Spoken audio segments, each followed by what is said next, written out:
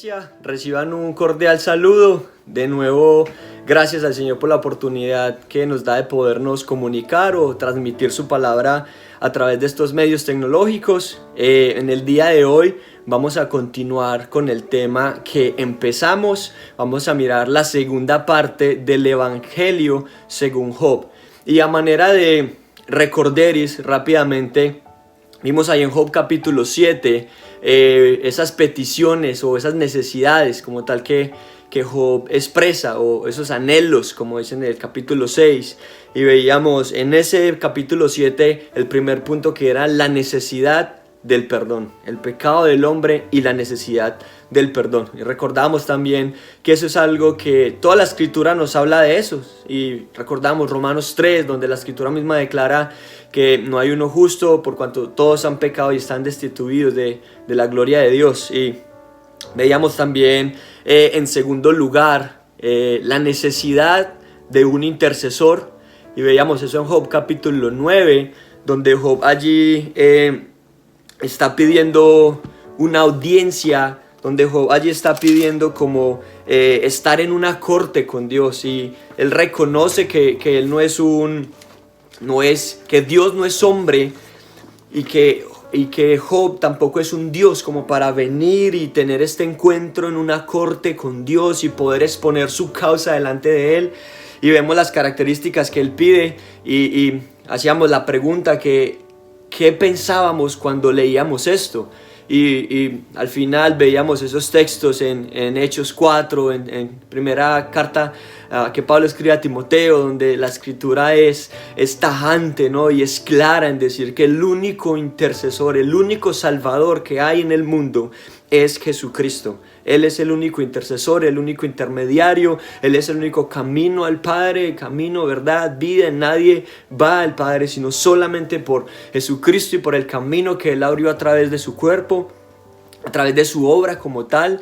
Y entonces terminábamos ahí viendo esta rica verdad del Evangelio expresada en este libro de Job.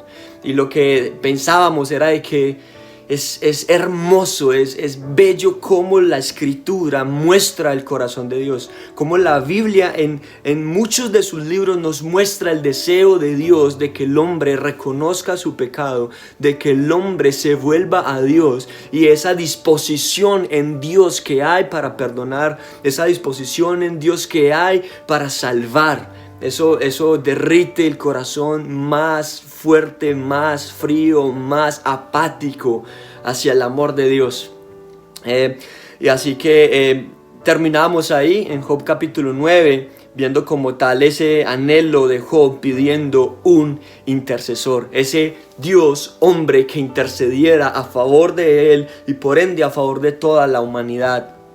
Y hoy vamos a continuar entonces y vamos a ver nuestro tercer punto. Hemos visto, en primer lugar, la necesidad del perdón. Segundo lugar, la necesidad de un intercesor. Y hoy vamos a ver como tal la necesidad de la resurrección.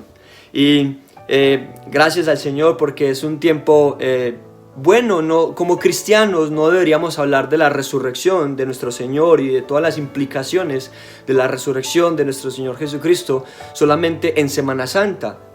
Ha de ser un tema en el cual constantemente estemos meditando, que constantemente nuestros corazones se estén calentando, se estén endulzando al escuchar esas ricas verdades de lo que Cristo ha hecho por nosotros y de lo que al cristiano le espera una vez pasa de esta vida terrenal a la vida venidera, a la vida eterna. Que de hecho entendemos que la vida eterna empieza cuando el Señor Jesucristo empieza a morar o salva a una persona. En ese mismo momento la vida eterna en esa persona ha comenzado. Y como decía R.C. Sproul, que la muerte para el cristiano no es el fin, sino que es el comienzo, es la puerta de entrada a la eternidad como tal y a las riquezas que tenemos por medio de la obra que Cristo ha hecho. Y de nuevo es impresionante, es enriquecedor, alienta, anima ver cómo en el libro de Job, un personaje tan antiguo, un personaje tan viejo, uno de los libros más viejos o más antiguos valga aquí la redundancia, del Antiguo Testamento, cómo desde este libro hay verdades tan claras y tan ricas con respecto a Cristo, a su obra y a sus beneficios para aquellos que confían y creen por la fe en Él. Así que este tercer punto, la necesidad de la resurrección, la vamos a ver en Job capítulo 14. Vamos a leer los textos, Job 14 del 13 al 15, y oramos y empezamos como tal a mirar el tema. Dice así: oh, ¿quién me diera que me escondieses en el Seol, que me encubrieses hasta apaciguarse tu ira, que me pusieses plazo y de mí te acordaras? Si el hombre muriere, ¿volverá a vivir? Todos los días de mi vida esperaré hasta que venga mi liberación. Verso 15. Entonces llamarás y yo te responderé. Tendrás afecto a la hechura de tus manos. Esta es la palabra del Señor, hermanos. Vamos a orar. Padre, te damos gracias. Tus misericordias son nuevas cada mañana. Somos hechura de tus manos, Señor, y estamos agradecidos por todo lo que tú haces y por todo lo que tú has hecho y estás haciendo en nuestras vidas, Señor. Oh, Padre, gracias por tu palabra, Señor. Gracias porque tu palabra es nuestro consuelo, Señor. Con tus dichos, con tu palabra, tú nos has vivificado. Tus palabras son espíritu y son vida. Oh Señor, en tu palabra hemos esperado. Qué gozo y qué bendición es poder abrir tu palabra, leer en ella, conocer tu voluntad para nosotros. Y a la vez que hacemos eso, tu palabra va revelando, va mostrando nuestra maldad, nuestro corazón. Y no nos deja así, sino que nos muestra, nos pule, nos talla, nos forma para hacernos más a tu imagen en Cristo. Gracias, Padre, por tu Espíritu. Que tu Espíritu nos guíe a través de los textos que vamos a leer, a estudiar, a meditar, y que nuestros corazones sean derretidos en este día, que seamos atraídos por tu palabra, Señor, y no una atracción pasajera, sino que cree convicciones en nosotros de que esta palabra es verdad y nos santifica y nos da esperanza, Señor. Gracias te damos, Padre, por permitirnos abrir tu palabra y poder meditar en ella y tener tu Espíritu que nos guía a la verdad y nos da testimonio de que esto es así. Para tu gloria oramos, Padre, en el nombre de Jesús. Amén. Bien, Job 14, versículos 13 al 15, nos muestra la necesidad de la resurrección. Sabemos que en Cristo hay perdón de pecados. Sabemos que Cristo es el intercesor de la humanidad delante de Dios. Y aquí este texto como tal nos habla acerca de una resurrección. Y el verso 13 dice Job, recordemos que esto es un discurso de Job como tal. Es Job quien está hablando aquí, el personaje de este libro. Y él dice: ¿quién me diera que me escondieses en el Seol, que me encubrieses hasta apaciguarse tu ira, que me pusieses plazo y de mí te acordaras? Job está pidiendo eso. Job quiere que Dios lo guarde en el Seol. Sabemos que el Seol, estamos un poco relacionados con esa palabra, es el lugar donde van los muertos. Y Job dice que él desearía que Dios lo escondiese ahí hasta que se apacigüe, hasta que la ira que Dios está derramando sobre él cese, se acabe.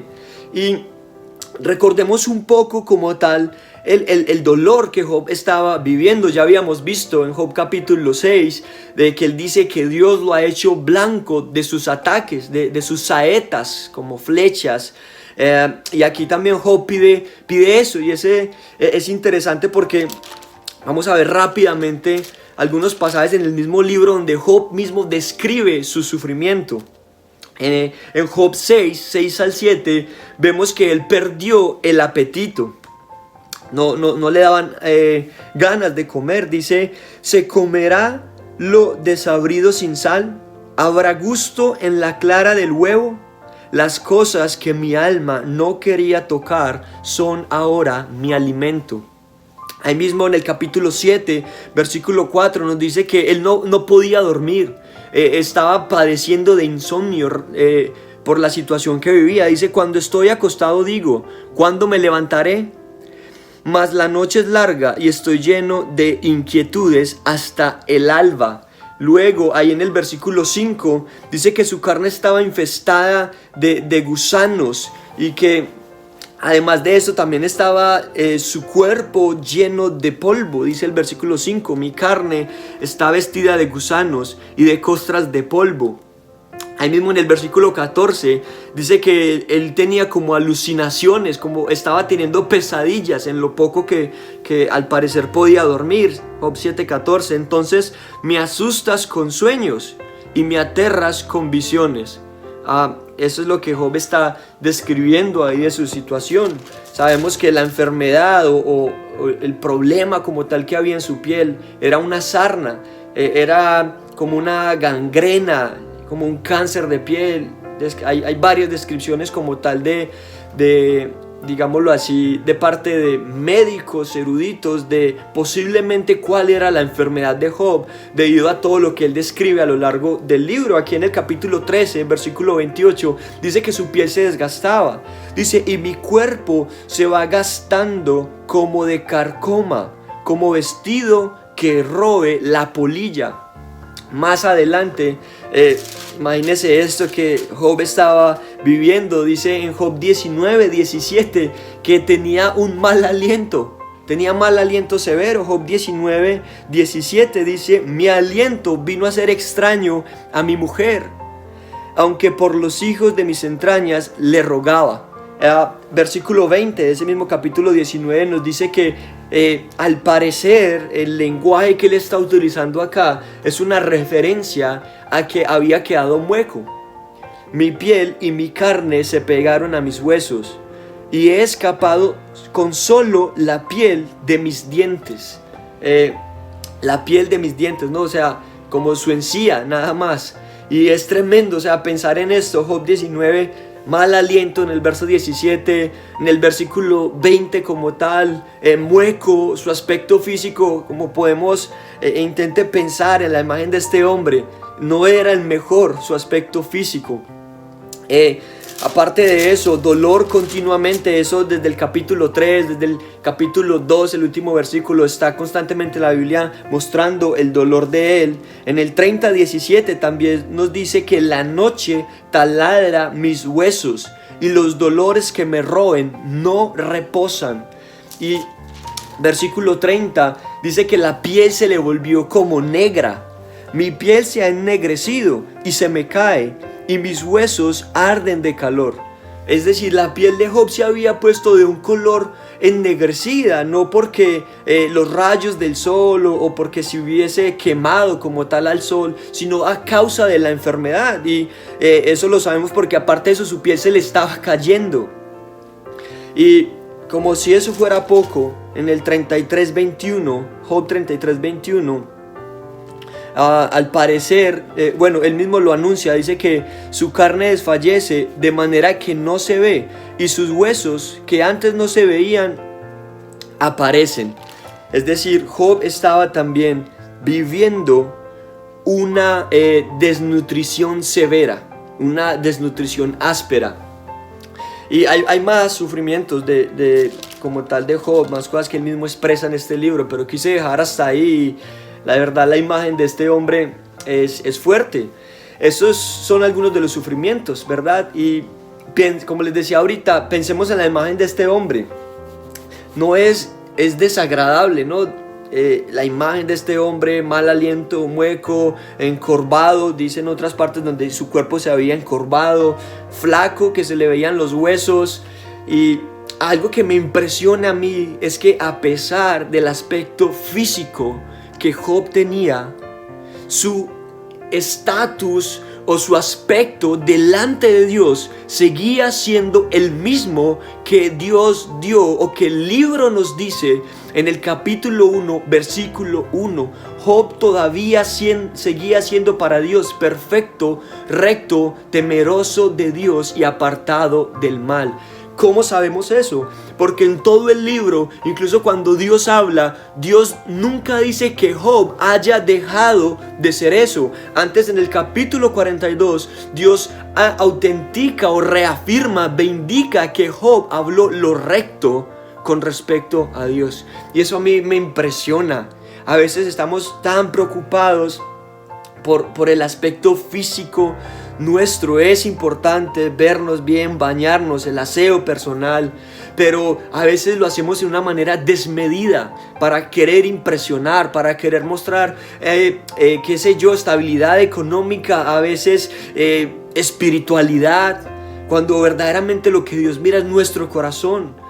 Lo sabemos, cuando el profeta fue a ungir al próximo rey de Israel después de Saúl, Dios mismo le dice: no mires lo que está delante de tus ojos, porque Dios no mira eso. Dios mira es el corazón.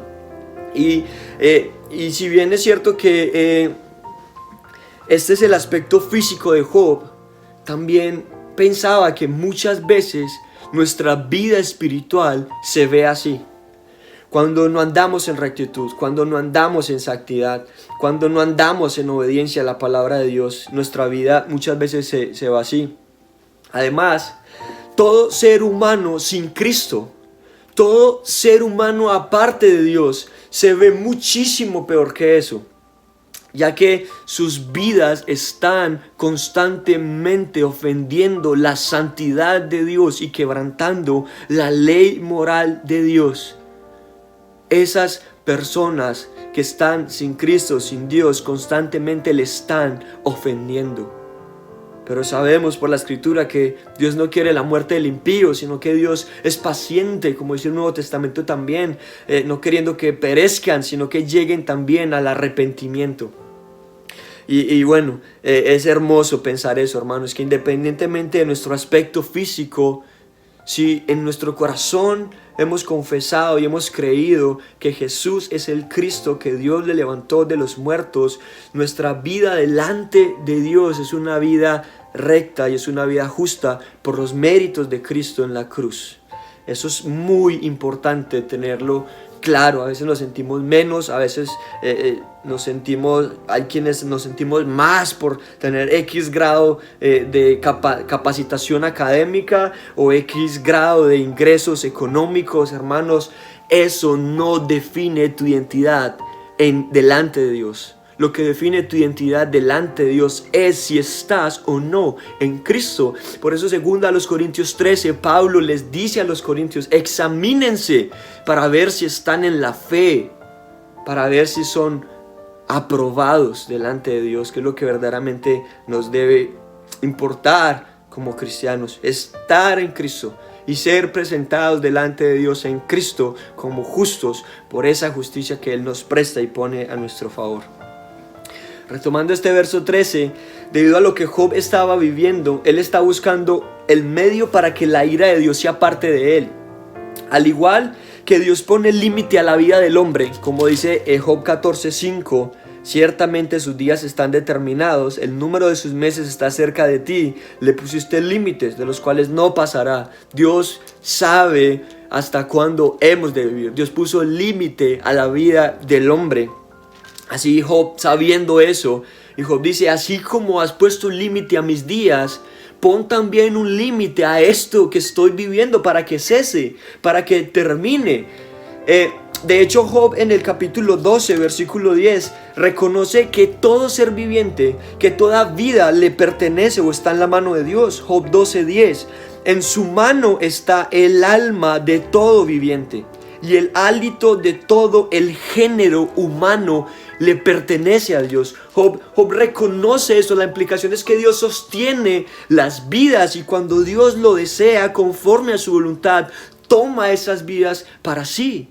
Esas vidas dejan de existir o pasan a la muerte como tal. Así como Dios controla todos los detalles de la vida, en nuestras vidas, personalmente hablando, buenos y malos, para cumplir su propósito, Job quiere que de alguna manera la ira de Dios sea parte de él. En el 12:21 también nos dice acerca de eso. Y como tal aquí, nosotros sabemos por los primeros capítulos del libro que lo que Job está viviendo no es como tal la ira de Dios, sino que está en el plan de Dios, es un acto que Dios está permitiendo para probar a Job, para que su fe se fortalezca, para que el conocimiento que Job tenía de Dios sea aumentado, para que la confianza que Job tenía en Dios crezca, para que conozca mejor a Dios, para que ame mejor a Dios. Y bajo esa perspectiva es que todo creyente debe responder a las dificultades, vicisitudes y problemas de la vida, entendiendo que todo lo que ocurre es en la vida de un creyente. En la vida del creyente todo lo que ocurre, Dios lo está permitiendo, Dios lo está haciendo, Dios lo está orquestando para que seamos más como Cristo, como nos dice ahí Romanos 8:28.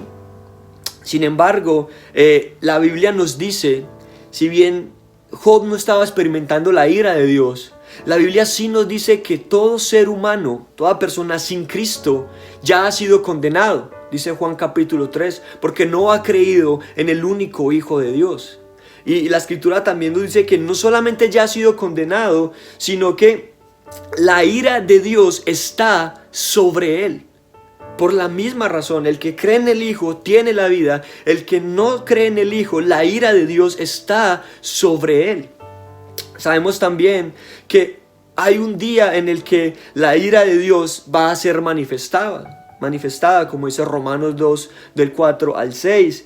Esto va a ser algo terrible, ese día en que la ira de Dios sea manifestada.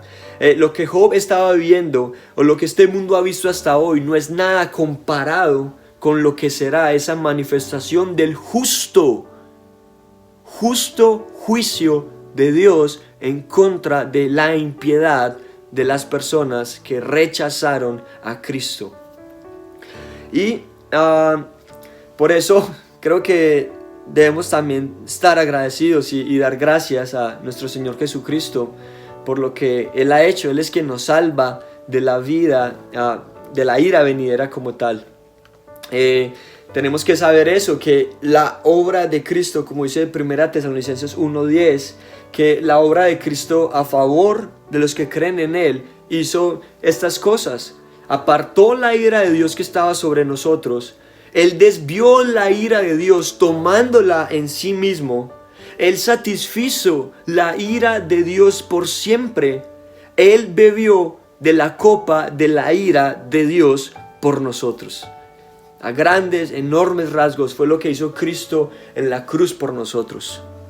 Y el versículo 14, aquí en Job 14:14, dice: si el hombre muriere, ¿volverá a vivir? Job en el verso 3 está pidiendo ser escondido de la ira de Dios. Está pidiendo que Dios quite su ira de él. En el 14, Job es consciente de que la ira de Dios sobre él lo va a matar. Job sabe que la muerte es inevitable. De hecho, Job lo sabe por experiencia propia, ya que han muerto sus hijos, han muerto sus vacas, sus toros o el ganado que él tenía ha muerto. Lo sabe por experiencia propia. Ahora, por lo que está viviendo, Job supone o cree que su muerte también ha de estar cerca. Lo que preocupa aquí es, ¿hay vida después de la muerte? Ya que esa es la pregunta que Job hace. Si el hombre muriere, ¿volverá a vivir? Ahora, la respuesta a la pregunta es sí, nosotros lo sabemos. Job dice que todos los días de su vida esperará hasta que venga su liberación. Dice ahí también en el capítulo 14, verso 14 en adelante.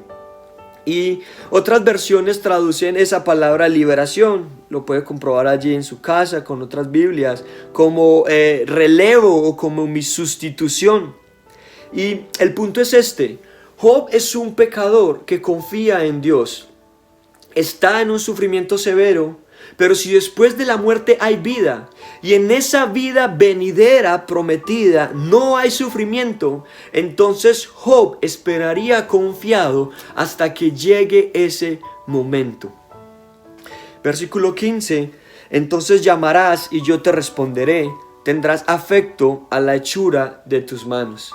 En Job 10:3, Job habla acerca de esto, de cómo Dios lo formó, de cómo Dios es hechura de sus manos, y esto lo sabemos, ¿no?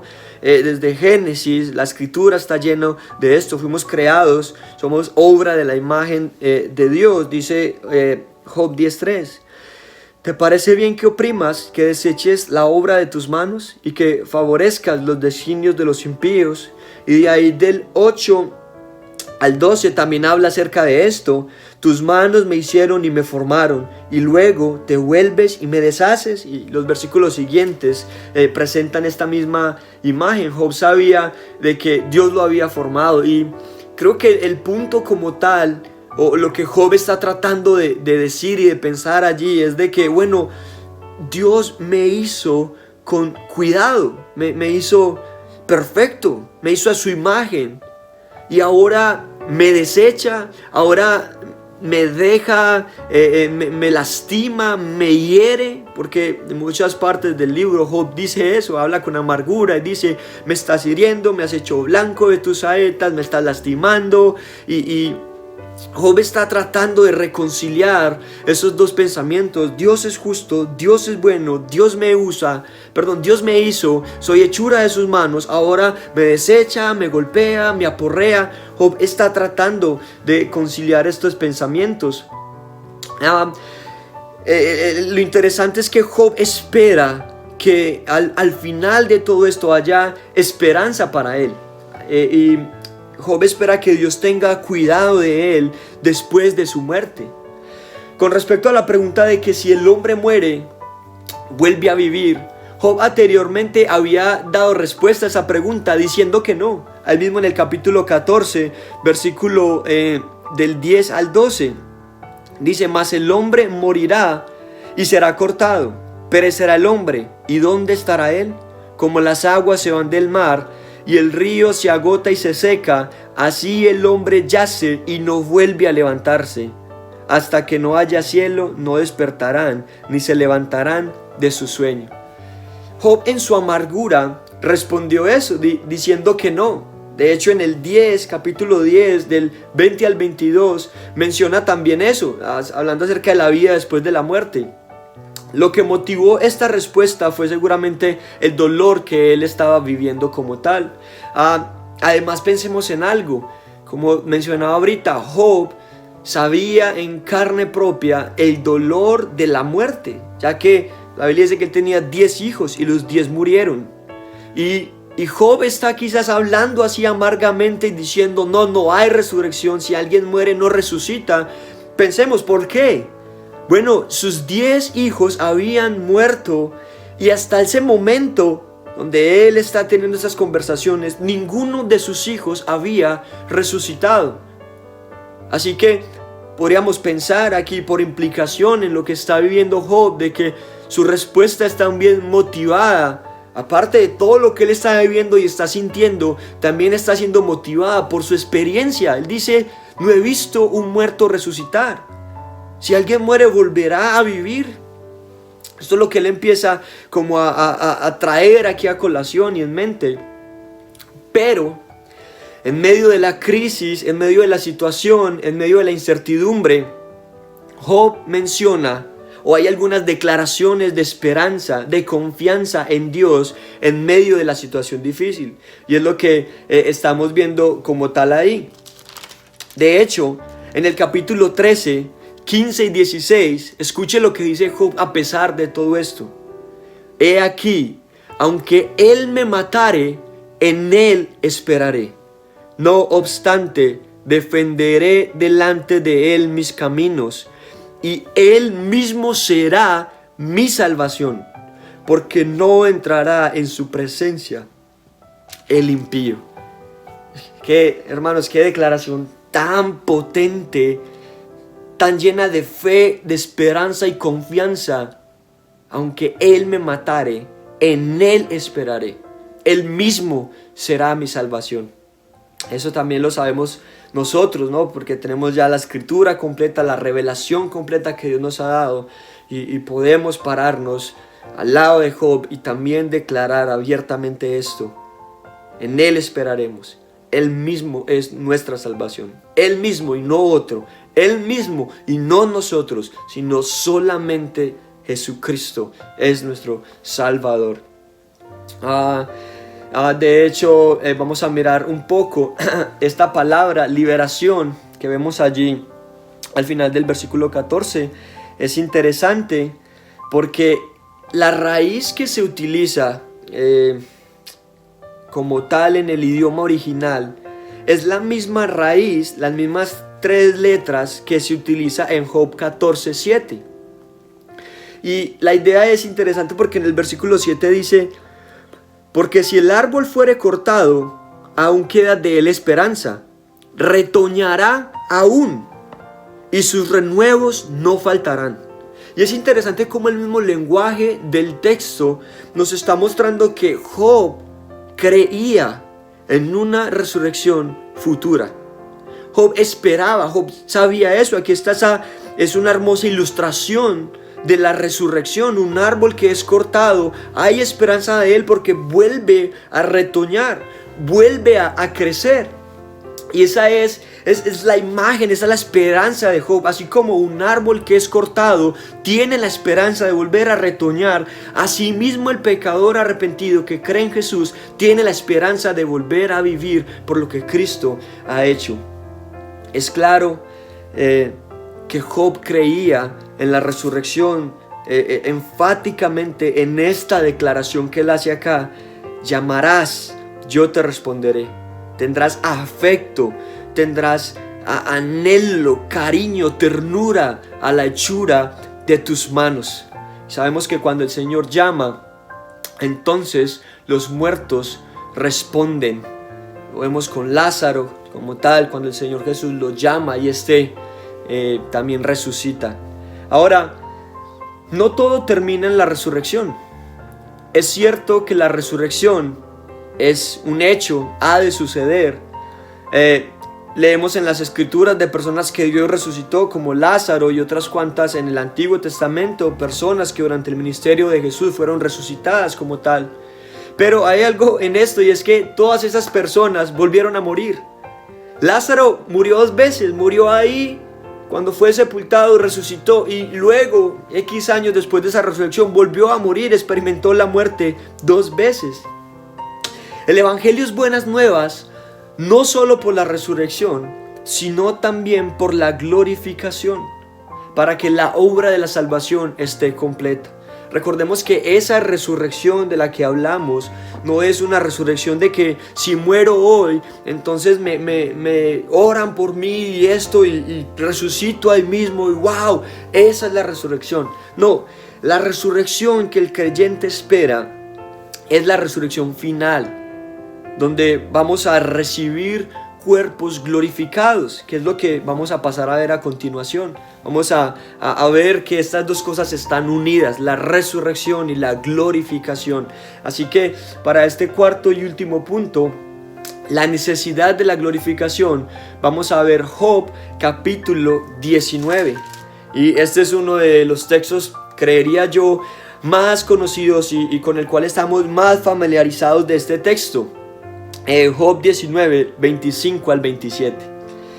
Dice así: yo sé que mi Redentor vive. Nuevamente es una declaración de Job.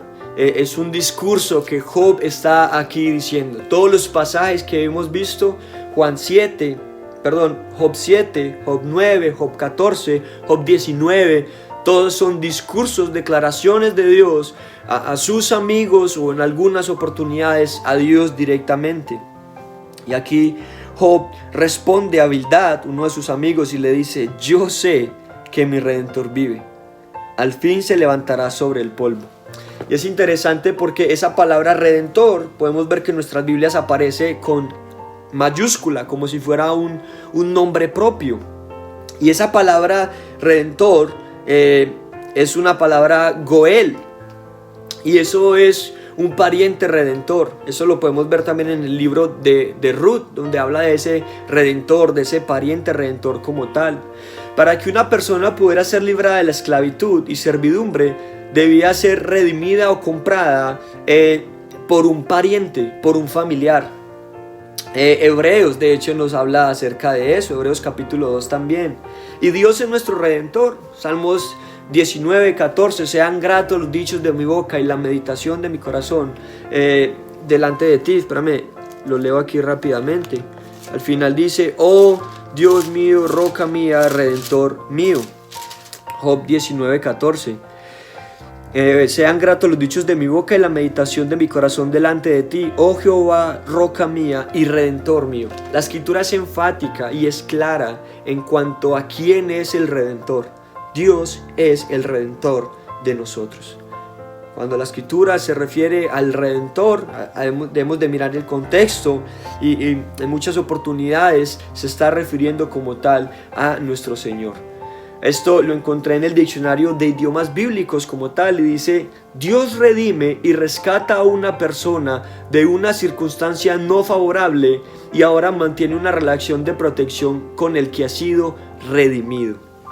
Antes de la redención éramos enemigos de Dios, pero por la redención, por lo que Cristo ha hecho en la cruz, como veíamos, hemos pasado de estar en una relación de contención, de una relación de ira con Dios, a estar en términos de paz con nuestro Dios por la obra de Jesucristo. Ahora, lo que Job dice aquí en el versículo 26: después de deshecha esta mi piel, en mi carne he de ver a Dios. ¿Verdad? Vemos aquí estas palabras piel y carne, referencia a su cuerpo como tal. Y en el momento de mayor desesperanza de Job, resplandece su fe con mayor esplendor, al afirmar confiado que Dios era su redentor. Quería que su confianza quedara registrada, quizá para que muchos escucharan o conocieran de la esperanza que había en él. Eso lo vemos ahí mismo en el Job 19, 20, esto está en el 23 y 24. ¿Quién diese ahora que mis palabras fuesen escritas? ¿Quién diese que se escribieran en un libro? Que con pincel de hierro y con plomo fuesen esculpidas en piedra para siempre. Y es impresionante pensar en que Dios concedió la petición de Job. Sus palabras quedaron registradas en este libro que estamos leyendo, y Dios era su redentor, quien lo vindicaría en aquel último día de juicio justo sobre la tierra, cuando Dios finalmente ejerza su justicia. Ahora, quiero que pensemos nuevamente en lo que Job está diciendo aquí. Él dice: en mi carne he de ver a Dios. Y sabemos que en muchas oportunidades, cuando la escritura habla de carne, se refiere a cuerpo. De hecho, aquí no hay duda de que sea su cuerpo, porque él está hablando acerca de su piel. Y recordemos, vimos ahorita al principio que era una enfermedad en su carne, una enfermedad en su piel. Su piel, su carne se estaba desechando. Pero Job, en este grito o confesión de esperanza y confianza, dice: en mi carne he de ver a Dios, en mi cuerpo he de verlo. Ahora, como pensábamos acerca de que si es posible que un hombre, o qué pasaría si un ser humano se presenta en una corte con Dios, veíamos el resultado en Apocalipsis 20, pensamos aquí: ¿qué pasaría si un mortal ve a Dios? ¿Qué pasaría si un ser humano ve a Dios? De hecho, tenemos un ejemplo de Moisés, un hombre que quiso ver a Dios, y Dios le dice en Éxodo 33:20 de que no lo podía ver, porque Dios enfáticamente declara y dice: no me puedes ver porque no me verá hombre y vivirá. La gloria, y cuando la Biblia nos habla de gloria en el Antiguo Testamento, tiene un sentido de peso, porque las cosas de valor se medían como tal por su peso. Entre más peso, más valor. De ahí viene esa idea de gloria, y peso de la gloria de Dios mataría a cualquier mortal en ese mismo momento que Dios revelara su gloria. Por eso Moisés solamente pudo ver sus espaldas, porque Dios mismo dice eso. La misma Biblia nos dice que a Dios nadie le ha visto jamás. Es lo que dice Juan 1:18 y primera de Juan 4:12. A Dios nadie le ha visto jamás, sino solamente Jesucristo, y Jesucristo es quien le ha dado a conocer como tal. Ahora, ¿cómo puede entonces un ser humano en su cuerpo ver a Dios? ¿Qué tiene que pasar para que un humano pueda verlo? La respuesta está en la Biblia. El cuerpo debe ser glorificado, el cuerpo debe ser transformado para que pueda ver a Dios.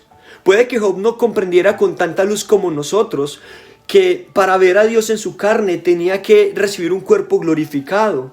Pero es cierto en el libro de Job y en la Biblia que no solo resucita, sino que también nos provee un cuerpo glorificado para así poder verlo y estar con Él por la eternidad. Hay muchos ejemplos de esto que quiero que veamos. Todavía tenemos algo de tiempo y quiero que veamos estos pasajes que nos hablan acerca de esa glorificación futura que está acompañada de la glorificación como tal, de la resurrección.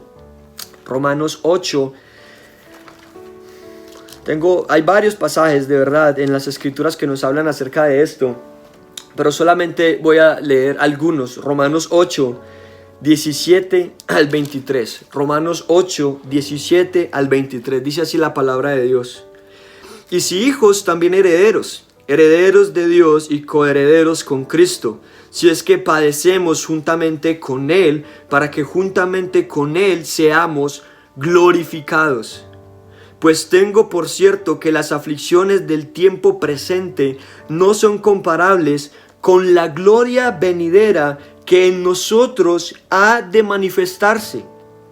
Porque el anhelo ardiente de la creación es el aguardar la manifestación de los hijos de Dios. Porque la creación fue sujetada a vanidad, no por su propia voluntad, sino por causa del que la sujetó en esperanza. Porque también la creación misma será libertada de la esclavitud de corrupción a la libertad gloriosa de los hijos de Dios. Porque sabemos que toda la creación gime a una, y a una está con dolores de parto hasta ahora. Y no solo ella, sino que también nosotros mismos, que tenemos las primicias del Espíritu. Nosotros también gemimos dentro de nosotros mismos, esperando la adopción, la redención de nuestro cuerpo.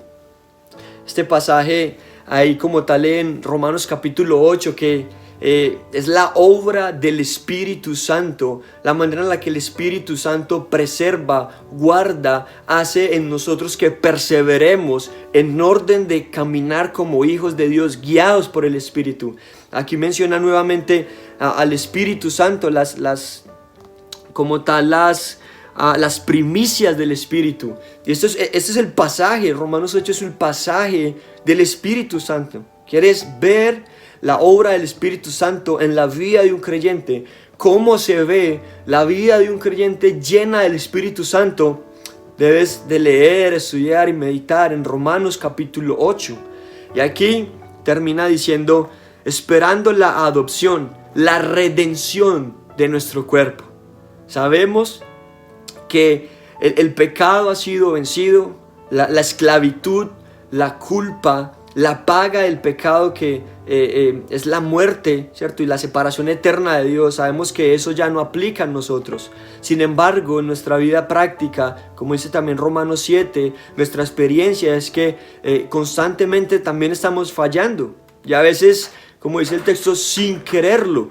Y eso es como Romanos 7, como la vida práctica del creyente, sus luchas a diario.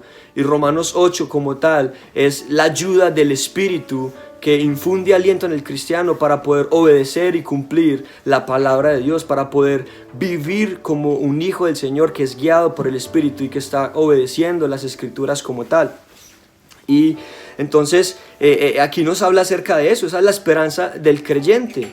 Si bien es cierto que en nuestras vidas prácticas luchamos con nuestro pecado, a diario tenemos que matar nuestro pecado, sujetar o someter nuestra carne aplicando las verdades bíblicas que la Escritura nos enseña, la esperanza de nosotros es la redención de nuestro cuerpo. Y eso es como tal el momento en el cual nuestros cuerpos van a ser liberados totalmente de el rastro del pecado, donde no va a haber rastro de pecado en nuestros cuerpos, donde vamos a estar delante de la presencia de Dios, puros, sin mancha, sin arruga, santos, sin desobedecer su ley, sin quebrantar su ley, sin quebrantar sus mandamientos. Y eso es como tal la redención de nuestro cuerpo. Y eso lo asociamos, lo unimos como tal a la glorificación, porque desde el versículo 17 está hablando acerca de que juntamente con Él hemos de ser glorificados. Otro pasaje que es bien interesante, 1 Corintios capítulo 15. Este 1 Corintios capítulo 15 es la sección, podríamos así decirlo, más larga en el Nuevo Testamento, donde se toca o se habla el tema acerca de la resurrección. Y esto es debido a que la iglesia en Corinto estaba negando la resurrección. Por eso ahí también Pablo le dice a los hermanos que se cuiden de las conversaciones, porque las malas conversaciones corrompen las buenas costumbres. Había ciertas personas que estaban tratando de contaminar e introducir herejías, engaños a la iglesia en Corinto, y parte de eso era de que la resurrección no existía, de que Cristo no había resucitado. Es un problema o un ataque en contra de la obra de Cristo que vemos desde los primeros años como tal de la iglesia. Y nosotros debemos tener también cuidado con eso y tener presente que nuestro Señor Jesucristo sí resucitó. Y Romanos, 1 Corintios 15 nos muestra, como en los primeros capítulos del 1 al 17, nos muestra las consecuencias o lo que serían las implicaciones negativas de si Cristo no resucitó. Y del 20 en adelante nos empieza a mostrar los beneficios de eso. Y sobre el final, versículos 51 al 57, hay más aquí de eso. Y dice así la palabra del Señor: he aquí os digo un misterio. No todos dormiremos, pero todos seremos transformados. En un momento, en un abrir y cerrar de ojos. A la final trompeta, porque se tocará la trompeta. Y los muertos serán resucitados, incorruptibles, y nosotros seremos transformados, porque es necesario que esto corruptible, hablando del cuerpo, de la carne, se vista de incorrupción, y esto mortal se vista de inmortalidad.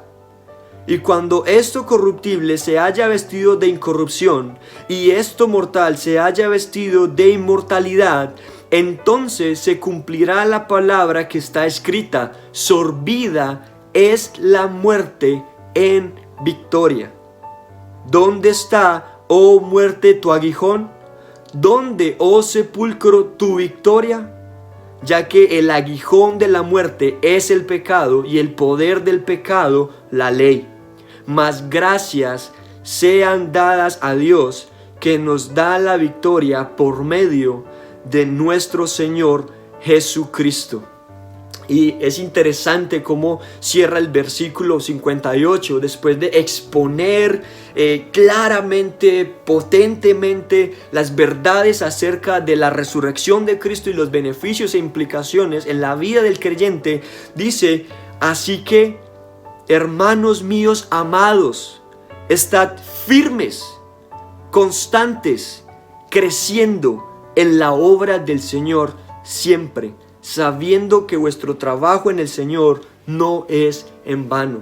A la luz de la resurrección, a la luz de lo que Cristo ha hecho por el creyente, constantemente debemos estar viviendo así, firmes, constantes, creciendo en la obra de nuestro Señor. Hay más pasajes, como les decía: 1 Tesalonicenses 4, del 14 al 17, Filipenses 3, del 10 al 21, esa sección allí donde Pablo dice, empieza hablando de su pasado como fariseo, como escriba, como maestro de la ley, luego diciendo que todo lo tiene por basura con el propósito de ganar a Cristo, de participar de sus padecimientos, y luego empieza a hablar como tal de esa transformación futura. Y es interesante porque en el capítulo 1 de Filipenses Pablo también empieza a mencionar eso, donde dice que es mejor estar con el Señor, donde dice que el morir es ganancia, el vivir es Cristo. Y en el capítulo 3 vuelve, y teniendo en mente lo que dijo en el capítulo 1, vuelve como a profundizar o abrir un poco más ese pensamiento de lo que es esa vida después de la muerte, lo que es esa vida con el Señor, de lo que es esa vida que espera al creyente como tal. Y a manera de conclusión o de aplicación, nuestro Señor Jesucristo nos habla acerca también de la resurrección. Jesús, nuestro Señor y Salvador, en su ministerio terrenal, también habló acerca de la resurrección. De hecho, Él mismo se presenta, habla y testifica que es la resurrección y la vida. Pero un pasaje bien interesante es Juan 5:29, donde el Señor Jesucristo habla acerca de dos resurrecciones. Voy a leer desde el verso 28, Juan 5, 28 y 29. No se maravillen de esto, porque vendrá hora cuando todos los que están en los sepulcros oirán su voz. Y los que hicieron lo bueno saldrán a resurrección de vida. Esta es la primera resurrección. Mas los que hicieron lo malo a resurrección de condenación. Así que es claro en la Escritura de que hay una resurrección futura y de que el resultado de esa resurrección es de que ciertas personas van a ir a vida eterna y otras personas van a ir a condenación eterna. ¿Cuál es la diferencia entre estos dos grupos? ¿Qué hace que una persona esté en la resurrección de condenación y que otra esté en la resurrección de vida? La única respuesta, la única diferencia es que aquellos que van a resurrección de vida son aquellos que pusieron su confianza en el Señor Jesucristo, que por la fe abrazaron al Señor Jesucristo, se arrepintieron abandonando sus pecados y estuvieron caminando con el Señor en obediencia y en santidad hasta que el Señor los llamó a su presencia. Aquellos que son resucitados para condenación son aquellos que rechazaron la oferta de salvación hecha en el Mesías, en el Cristo enviado por Dios. Por eso, como decíamos ahorita en Juan 3, la Escritura es clara y dice: la condenación es que los hombres amaron más las tinieblas que la luz. Amaron más su pecado, no quisieron abandonar su pecado y arrojar sus vidas a Cristo. Como tal, eso es lo que la Escritura nos dice. Ahora, si hay aquí alguien que dice, piensa, reflexiona, estos textos están examinando, escarbando aquí en tu alma, y tú dices: yo no estoy en la fe, yo no estoy en Cristo, yo me la he pasado jugando, yo solamente he estado con una falsa apariencia de piedad. Si me examino a la luz de la Escritura, yo sé, no puedo seguir mintiendo y engañando. Yo no estoy en la fe, yo necesito salvación. Como dice 2 Corintios 6, he aquí el día de salvación. Hemos escuchado el mensaje de lo que el Señor Jesucristo ha hecho por nosotros, y tenemos que rogarle a Dios, pedirle a Dios que nos conceda la fe y el arrepentimiento para creer en Él, abandonar nuestros pecados y empezar a caminar en santidad, en obediencia, en justicia delante de Él. Eso es lo que tienes que hacer en esta mañana. La Escritura también dice: si escuchas hoy su voz, no endurezcas tu corazón. No endurezcas tu corazón para con Dios. Y que el Señor sea allí trayendo como tal esta salvación. Y a aquellas personas que son creyentes, que están luchando con su pecado, que a diario ven su incapacidad, reconocen su pobreza espiritual de no poder agradar a Dios en nuestras fuerzas, con nuestros méritos. Me gusta mucho pensar en esto porque me anima, en un sentido me hace ver la maldad en mi corazón, pero a la luz de las promesas y lo que nos espera, me anima el pensar en nuestro pecado, ¿no? Y mismo Pablo en Romanos 7 habla mucho acerca de eso. Miserable de mí, ¿quién me librará de este cuerpo de muerte? Vendido al pecado. Y muchas veces esa es nuestra como experiencia de estar cansados de pecar, de luchar con pensamientos obscenos, de luchar con pensamientos de envidia, de soberbia, de orgullo, de tener celos, orgullo, de tener algo en contra de la misma familia de Dios, de nuestros mismos hermanos y hermanas en Cristo, de tener algo en contra del pastor de la iglesia, de tener algo en contra de aún nuestra propia familia en la carne. El orgullo que acecha en nuestros corazones, la perversidad que hay en nuestros corazones, de cuán fácil nuestro corazón tiene una tendencia a la idolatría. El mismo Juan Calvino decía, el corazón es una fábrica de ídolos. Guardamos en el corazón, alguien dijo esto, guardamos en el corazón cosas tan horribles que ni siquiera desearíamos sostener en nuestras manos.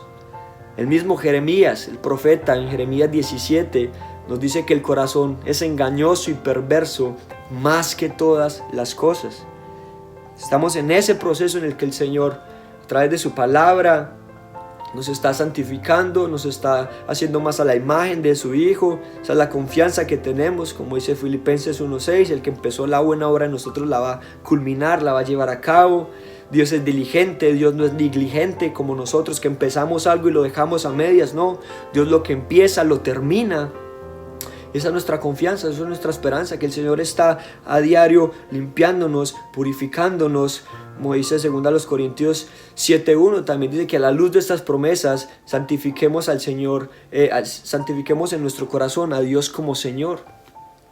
Y eso es lo que como creyentes debemos estar haciendo constantemente. Así que para terminar como tal, hay esperanza. Es una de las cosas que más nos producen gozo como creyentes, que más, como decía al principio en la parte 1, gozo de obedecer su palabra, gozo de amarle más, gozo de negarnos a nosotros mismos, gozo de vivir en santidad. Es saber eso, es pensar que un día, cuando Cristo se manifieste, seremos semejantes a Él y le veremos tal como Él es. Aquel a quien, como dice Pedro, hoy amamos sin haberle visto.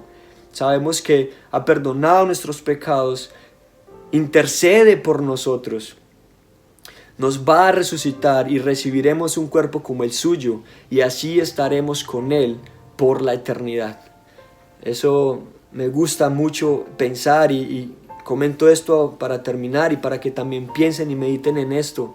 Estar delante de Cristo, tener un cuerpo resucitado, sin debilidad, ausente como tal del pecado, no hay rastro ni sombra de pecado, de iniquidad, y estar así delante de Cristo y habitar la eternidad así. Por eso muchas veces que vemos en la Escritura esas promesas de la vida que le espera al creyente, en el contexto muchas veces habla de vivir en santidad. En el contexto muchas veces habla de vivir en pureza. Segunda de Pedro 3 nos habla acerca de eso. Segunda de los Corintios 4, 5 y 7 habla de esa resurrección futura, habla de esa glorificación futura y habla de la vida presente del cristiano en santidad, en obediencia, con espera, con vistas a lo que ha de venir. Solamente pensar en eso, hermanos, estar delante de Dios, estar delante de Cristo, con una relación perfecta con Dios a través de su Espíritu, con la semejanza de Cristo por la eternidad. Eso debe producir en nosotros gratitud, gozo, amor por nuestro Señor y el deseo de seguirle y de amarle, y también de compartir estas buenas nuevas que vemos en las Escrituras con todos aquellos que aún no le han escuchado. Por eso el mismo apóstol Pablo decía, soy deudor, yo sé algo que el mundo necesita saber, y son las verdades acerca de el pecado, la necesidad de un perdón, la necesidad del intercesor, la necesidad de una resurrección y la necesidad de una glorificación. Y todo eso se encuentra únicamente en la persona, en la obra de nuestro Señor Jesucristo. Así que, hermanos, vamos a orar, vamos a terminar ahí. Padre, te damos gracias. Gracias por tu palabra, Señor. Gracias por estos medios que tú nos permites, que tú nos regalas para compartir tu palabra. No es lo mismo, Señor, que estar allí como tal en el salón con los hermanos, verles a los ojos, a los rostros. Pero entendemos, Señor, como siervos tuyos, como esclavos tuyos que somos, que estamos en tu presencia, que tú eres nuestra audiencia y que cuando hablamos delante de ti y de parte de ti, Señor, y que tú eres nuestra audiencia y que es a ti a quien necesitamos agradar, Señor. Así que gracias igual, Señor, por estos medios, y que tú permitas y nos ayudes a que nos podamos calentar y podamos meditar a la luz de lo que tu palabra enseña, Señor, que estas ricas verdades que están en tu palabra calienten, Señor, nuestros corazones, y a la medida que calientan nuestros corazones, seas derritiendo, seas quitando todo aquello que no pertenece a ti, Señor. Que tú tomes el cincel, Señor, como tal, y el martillo, y empieces a taladrar en nosotros, y empieces a golpear en nosotros con tu palabra, quitando todo aquello en nosotros que no se parece a Cristo y que no da gloria a tu nombre, Señor. Por favor, te lo pedimos, Padre. Y gracias por la esperanza que tú nos das, Señor. Gracias por perdonar nuestros pecados, por haber intercedido por nosotros en la cruz y estar a la diestra de Dios Padre, aún intercediendo como ese gran sumo sacerdote por nosotros. Y gracias, Señor, porque nuestra esperanza es que la muerte no es el fin, sino que es el comienzo de la resurrección y la glorificación, cuando finalmente, al final de todo esto, Señor, estaremos contigo por la eternidad, adorándote a ti, Señor, por la eternidad, por lo que tú has hecho. Gracias te damos, Padre, gracias por tu Espíritu que nos guía a la verdad, que nos da testimonio de que lo que tu palabra dice es cierto. Y oramos a ti, Padre, sabemos que nos escuchas, en el nombre de Jesús. Amén y amén. Hermanos, espero que haya sido de bendición. Cualquier pregunta o duda que tengan con respecto al Evangelio, a la obra de nuestro Señor Jesucristo, ahí pueden hablar con el pastor Nelson, con los líderes que hay allí en la congregación, para que ellos puedan también guiarles de acuerdo a las Escrituras y apuntar hacia Cristo como tal. Y gracias por la oportunidad de nuevo, y bueno, esperamos que conforme a la voluntad del Señor podamos vernos pronto. Saben que les quiero, les aprecio. Un abrazo grande para todos, iglesia, y que tengan un buen resto de día. Bendiciones.